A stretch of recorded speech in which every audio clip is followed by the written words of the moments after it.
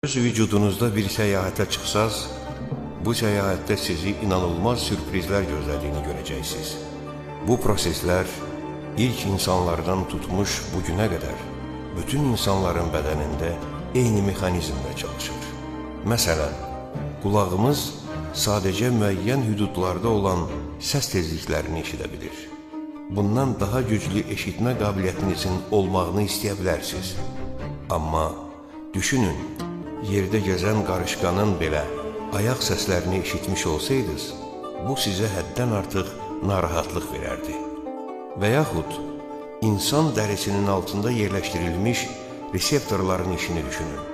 Ən çox reseptor barmaq uclarımıza yerləşdirilir. Hissiyatımız bütün bədən səthində eyni olsaydı, hər yanımızdan keçən maddədən narahat olardıq. Daha az olsaydı, bu zaman təhlükələri hiss edə bilməzdik.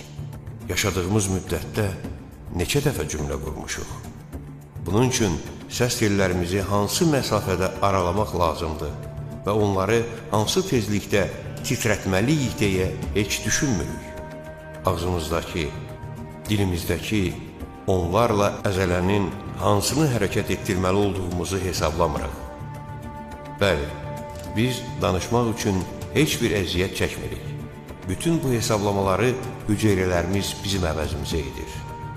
Dərinə getdikcə yenə də suallar yaranır. Necə olur ki, ağlı şuuru olmayan hüceyrələr bu cür qüsursuz quruluşu olan orqanları yarada bilirlər? Dünyadakı yaşayış şərtlərini bilməyən hüceyrələr necə bu şərtlərə tam uyğun olaraq işləyə bilən orqanlar yaradırlar? Görmək qabiliyyəti olan gözləri, eşitmək qabiliyyəti olan qulaqları, çox müxtəlif dadları tanıya biləcək dili, hər qoxunu hiss edə biləcək burunu necə düzəldirlər?